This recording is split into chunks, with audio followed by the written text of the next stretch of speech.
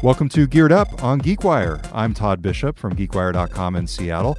Andrew Edwards is off this week, but I'm pleased to be joined in the studio by our resident sports tech expert, Taylor Soper. It's great to have you here, Taylor. Happy to be here. Thanks, Todd. Absolutely. So you will find out later on in the show exactly why we have Taylor on. He has been covering this new device, these game balls that we're going to be trying out later on that sort of tie into the whole sports tech, but also a little bit of video games. They're Bluetooth connected balls that we're going to be trying out later on in the show. But first, I want to dive in with some of the big news of the week. And this is where you're a bit of a misfit, Andrew, because this is wow, where you're, I really am a misfit, apparently. This is where you're a bit of a misfit, Taylor, because you actually are a hardcore Android user. Since day one, baby. Since day one? Since you got your first smartphone? I had the first Google phone. The slider, it had a slider, the keyboard, my favorite phone of all time. But yeah, I've been Android through and through. So the first news item I wanted to talk about was the iPhone X. Because that is coming up. It's going to be available for pre-order very soon. Apple actually announced this week that there will be iPhone X devices available for walk-in customers on launch day. Pre-orders begin on Friday, October 27th, and they actually launch on November 3rd. And for the first time in a while, there's going to be a real reason for people to line up. It's the traditional lines outside the Apple Store. Are you ready for this? I can't wait to go down there and interview some people. I think we did that back in like 2012 or 13. There aren't as many lines anymore, but they're back. So absolutely. So they're going to be doing that. The iPhone X, of course, is the new flagship phone. Costs about $1,000 to start. I think it'll be interesting to see how many people actually line up for this thing, given the premium price. Of course, you've got the hardcore fanatics that are out there, and I'm actually thinking of being one of them. I'm thinking of jumping on into the pre-orders, which start just a little bit after midnight on Friday, October 27th, just to see if I can get in on the iPhone X game. Are you doing that just more for reporting and experience, No. or do you actually want this device? I do. So I've got the iPhone 6s Plus. Okay. And I've been debating, do I jump to the iPhone 8, completely skip the iPhone 7, go to the iPhone 8, or do I go to the iPhone 10? And I've pretty much decided I'm going to go premium, upper, high end, the highest level of storage, get the iPhone 10 and just bake it into my cell phone bill. So, do you think that's smart or what? Not what would really. you do? Well, so now there's the 8 and then the 8 Plus, right? Yes. And then now also the 10, which is, there's no 10 Plus, there's just 10. Correct. I don't know. I mean, I'm not an Apple hater by any means, but I do like my Android device and everything that they've announced for the iPhone X. And per usual for Apple, they act like they're the first to do all these features where face recognition to open your phone. Android's had that with the Samsung Galaxy. All these different things that they've announced, the removal of the bezels from the screen. Samsung had that before. So it's like, what are you really paying more for at this point? I mean, that's kind of always been Apple's MO, though, I feel, ever since maybe the iPhone 5 or something. Well, and you could argue that the original iPhone was essentially just reinventing the smartphone, and so they've been following in some ways all along. But of course, this is the company that sets the tone. When Apple comes out with it, and wireless charging would be another great example. That's something that Android has had for quite a while, and Apple is just coming out with now. So Apple, though, is the company that can popularize things, that really brings them into the mainstream. But maybe that's coming to an end. I mean, even yesterday, I think Steve Wozniak, co-founder of Apple, even said himself that this is the first time he's actually doesn't feel like upgrading, because he said, he was quoted as saying the iPhone is just like the iPhone 8, which is just like the iPhone 7, which was just like the iPhone 6. So that's kind of damning coming from a guy like Woz. That's why you got to go for the iPhone X. Because it is the whole new experience, without the bezels. And to me, the real advantage and the reason I'm thinking of going for the 10 versus, for example, the 8 Plus is the fact that the device itself is smaller, but the screen is larger. And again, that's not new. I get what you're saying with the whole Galaxy line, but for me, that's the big selling point. Yeah, and if you've bought iPhones all along, it makes sense to go for that, and I highly recommend it. I love having, as you said, the bigger screen without, sacrificing size more or less for the phone itself and keeping it, rather reasonable. So I'm excited to see how you like it. Yeah, absolutely. So just to recap on that, the iPhone X will go on sale in more than 55 countries and territories on Friday, November 3rd. Pre-orders begin on Friday, October 27th. And Apple is saying for the first time this week that they will have iPhone X available for walk-in customers, for people who get there.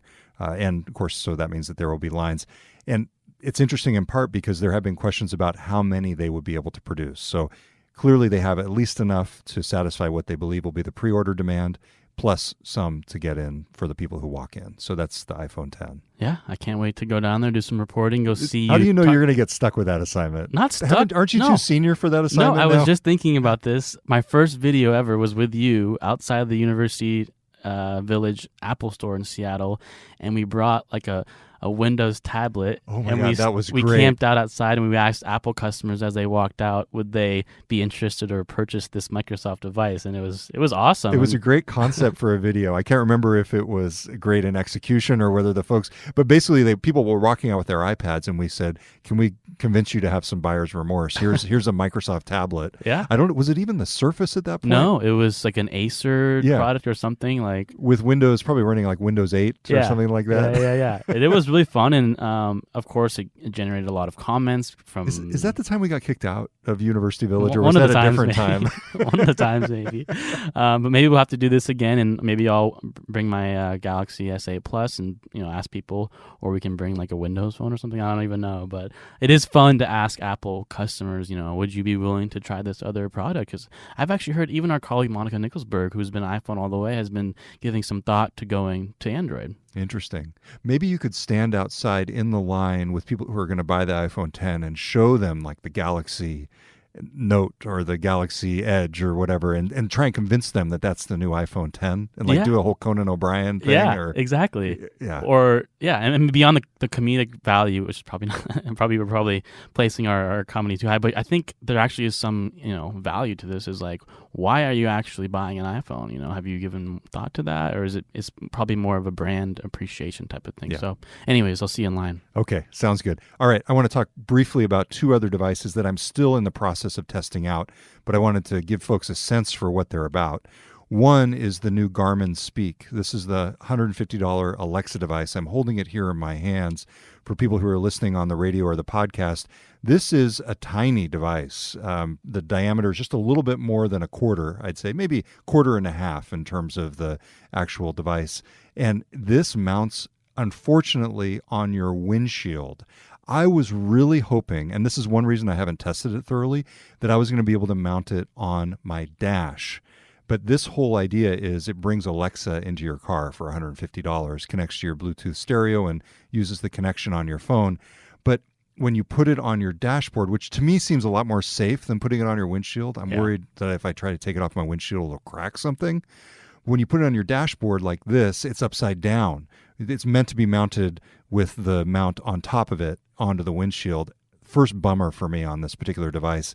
The other thing is that the cord, they then suggest, running up through and around the borders of your windshield all the way down to wherever you have the cigarette lighter to charge it, which seems really convoluted. It is a giant long cord, so it works, but And you're responsible for like somehow making sure it like they say sticks there. tuck it into the borders, which seems really unrealistic. So kind of an initial womp womp on this one in terms of exactly how it works and how it's implemented. I was really excited about this because it's essentially going to retrofit your car stereo to work with Alexa via your phone. Oops, and there goes the other one. There goes Alexa in the taking background. over. She's everywhere. She's everywhere.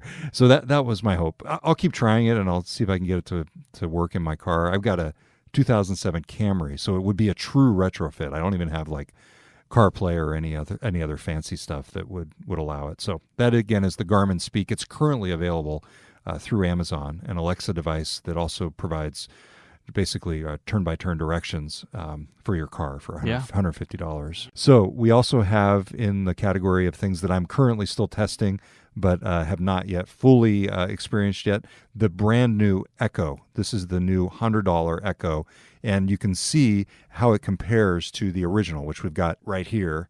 It is a much smaller device. So this is the original Echo, and the new Echo is just about 2/3 the height. It's a little bit thicker and wider, but clearly Amazon has done a lot of new engineering on this device. The one thing I noticed immediately is that the ability to manually control the volume like you can on the original Echo, that in terms of the turning the actual ring, that's no longer there. They replaced that instead with manual control buttons, more like you would get on other Echoes. It's kind of a bummer. I like turning the knob. Turning the knob on the top of the Echo. So that is one difference. The sound quality, though, is much better, and also it is a cheaper device at $100. So this is basically the new flagship Echo. It is. It's sort of the new, hey, if you're going to get an Echo, this is the one you're going to get. It has a lot of interesting fabrics. For some of the exteriors, it costs about $20 more, so you're going to pay a premium. But the cool thing that I love is, since everything works through the Alexa app, I was able to fire this up, and within 10 seconds of setting it up, I was controlling everything through this new Echo that I've been controlling through the previous Echoes. Amazon has done a really good job of integrating that way to where you can use multiple Echoes to control the things in your house, like your smart homes, once you do one setup. So that is pretty cool. Making that seamless. Yeah. It looks, back to the design, it looks much more belongs in your home versus the original, maybe a little bit more of an industrial. I'm not a design expert, but it looks better. You'd rather have this on the newer one, yeah. It just looks like it fits on your countertop or whatever, versus this is maybe more of a uglier, I guess. Yeah, it is. It is just a little bit more functional and utilitarian. Any other features of it? I mean, so it has better sound, it's smaller, it's cheaper. Those are the main things. Those are the main things. New colors, and overall just a better design, they say. I got to say, we have the Echo Show in our house now. Yeah. It has become indispensable. Everybody is using it. And I got to say, the screen makes all the difference. Because you're able to essentially, just see things, say things, watch shows. My daughter, I came home the other day, my daughter was watching a video on one of them, which I'm actually not so happy about. But, it's got all sorts of functionality. Huh. All right, so that's a quick sneak peek ahead at some of the devices we're working on and reviewing in the GeekWire Geared Up Labs. Can I say that? That sounds great. Coming up next, we have a live demo where we are going to be trying out these new Play Impossible game balls, Bluetooth connected game balls that are really cool and really fun. Not everything I expected them to be, but still a lot of fun to play with. You're listening to Geared Up on GeekWire, and we'll be right back. All right, welcome back to Geared Up on GeekWire. I'm Todd Bishop here with Taylor Soper, who is in for Andrew Edwards this week. Taylor, you've covered this company that we're about to talk about next. It's called Play Impossible. It is a Seattle-based startup, and they have a product that they just came out with. It's available at Target and Amazon, called the Game Ball. It's a connected Bluetooth device, and it allows you to play a bunch of mini games through your smartphone, or coming soon, they say, the Fire TV. Yep. And iPhone or Android. You've seen a bunch of demos from these folks. What have been your takeaways? What should people know about the Play Impossible game ball, which we're about to try out here in a moment? We are. So the idea is cool, and it makes sense. Technology's been built for decades to mostly keep us sitting down and staring at screens and not moving. So the co-founders of this company, Play Impossible, have thought of a way to use technology to actually make us more active.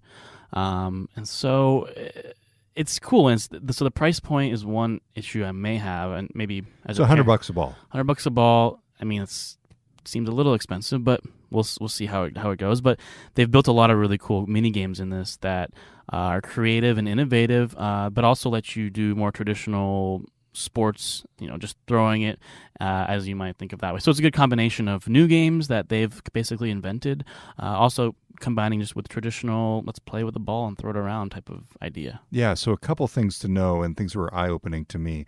You're not supposed to kick this, throw it hard against a wall. You're not supposed to bat it with a bat, so you're not going to be playing baseball with this because it has the potential to damage it. It's more about mini games and things that are under a little bit more control. So use your hands, not your feet, although it does mimic a mini soccer ball more than anything, I think. It does. And the balls, as I understand it, are made by Baden, which is the very popular sports equipment company based here in the Seattle area. This is an all Seattle product. Yeah, absolutely. So the other thing to know is that you end up charging them with this little wand, and it's interesting. You only get about an hour of gameplay per charge, but the cool thing is, and I'll show you how to do this, So you can hear it charge. So it's 74, 77, fast. 79, 80, 86, 88, 90. So it is now at 100% charge, That's just actually- like that. That's amazing. So and that takes like 10 seconds. So do you charge that then? Yeah, no, this has batteries in it. Okay. I believe they're okay. either AA or AAA batteries in the wand. So the idea is you take the wand with you Yes, when you go play. exactly. Yeah, and you need to have that wand. It's key. And so there's a variety of games you can play. I've been playing this with my daughter quite a bit. And for me, just to take a step back, we featured this in a session at the GeekWire Summit called Inventions We Love. I've made a tradition of picking at least one invention from that session that we have each year and buying the device myself. So this is the latest example. I put out $200 of my own money to get these game balls. The previous one was the Koros smart helmet, which I'm still using. Really? This is the whole Bluetooth connected Bone conduction. bone induction. Bone Is it bone induction? At any rate, they basically play the sound through your bones. Bike helmet.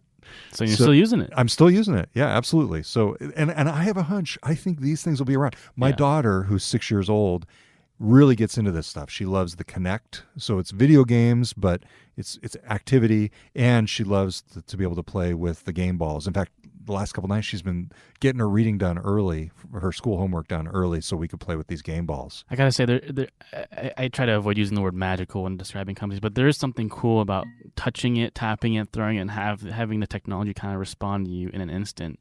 Yeah, I think they. 047 connected.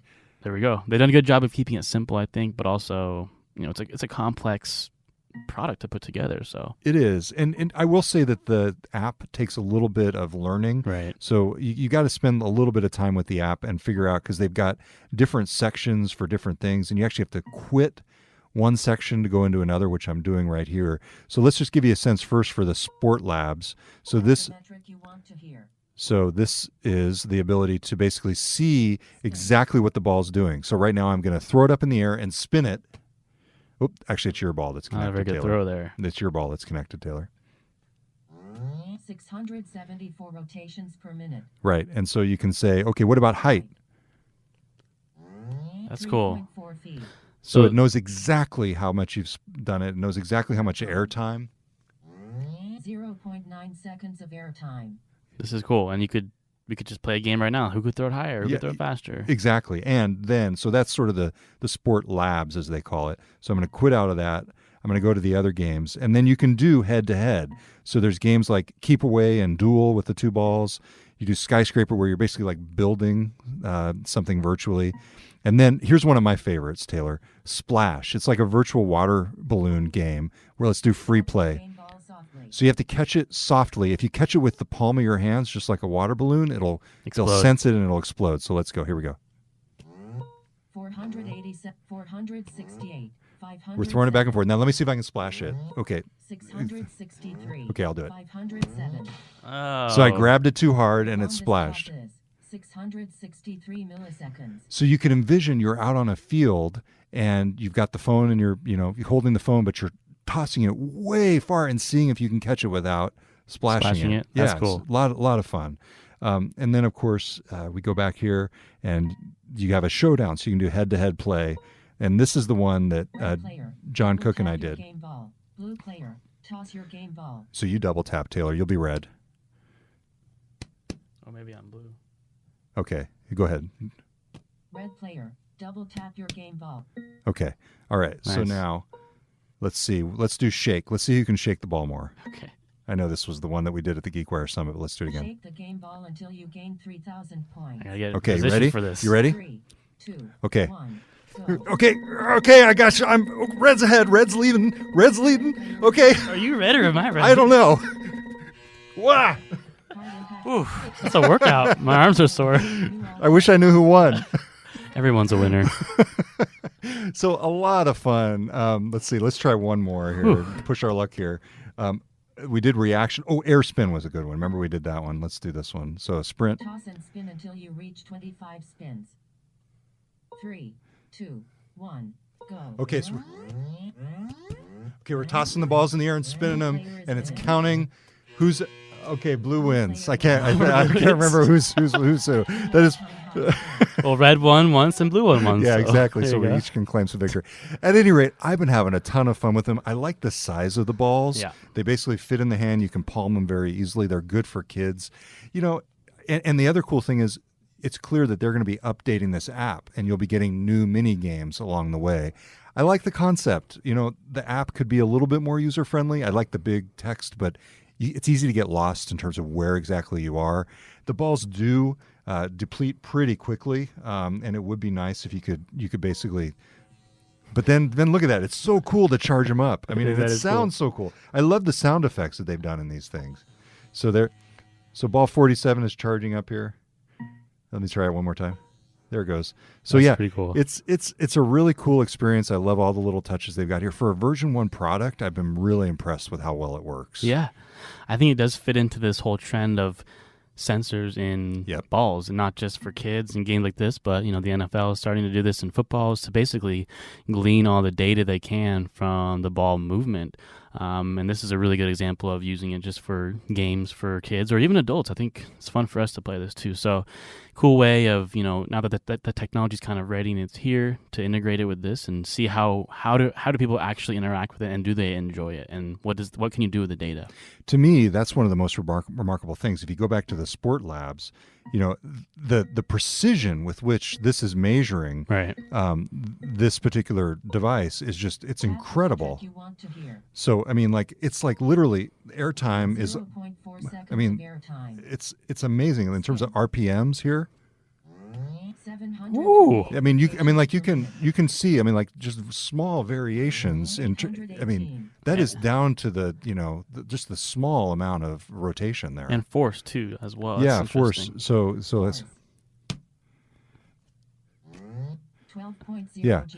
You can see with this kind of data, it's kind of a raw template for them to create all sorts of other games. I mean, they've got some really neat measurements here that they can just fashion into different types of games. So. Yeah, and I think it's fun, but it's also, you think about, as you said, the data, they can probably create a lot of competitions, leaderboards, that, using all the numbers here, who can throw it the highest, who had the longest water balloon toss. So a lot of opportunity here, and we'll see if how the reviews come in, and also if people are willing to pay this much for the product. But for you think $100 is too much?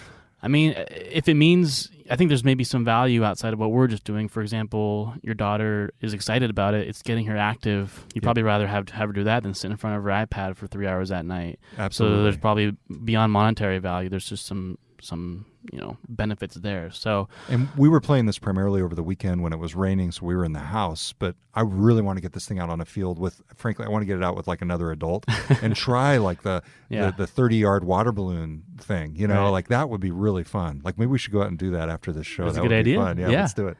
And I'm sure it's probably exciting for the company too. As I mentioned leaderboards, but maybe there could be a Play Impossible League or something where you guys should get. They're almost creating a new sport essentially, which is kind of cool using technology. Yeah, you can see this being the first step towards something much bigger. The other thing that would be cool for them to add would be like a GPS tracker, like a Find My Game Ball thing, which we talked about on stage at the GeekWire Summit, and you could tell from the CEO's look that I would not be surprised if they were working on that feature. I think so. So, all right, so that is the Play Impossible Game Ball. It's available for $100 for each ball, for any ball, and you can get as many as you want there at Amazon and Target. I actually got this on Target.com because it was available there before it was available on Amazon. And so that's, again, the Play Impossible Game Ball. We will link from the show notes on GeekWire to everything we talked about this week on Geared Up. Thanks for having your Geared was Up fun. debut. That was geeky. Absolutely. Until next time, I'm Todd Bishop. And I'm Taylor Soper. Andrew Edwards will be back next week. Thanks for listening to Geared Up on GeekWire. Thanks for listening to Geared Up, the weekly tech and gadget podcast. Check out more of Andrew's reviews at youtube.com/gearlive and follow all of our coverage at geekwire.com.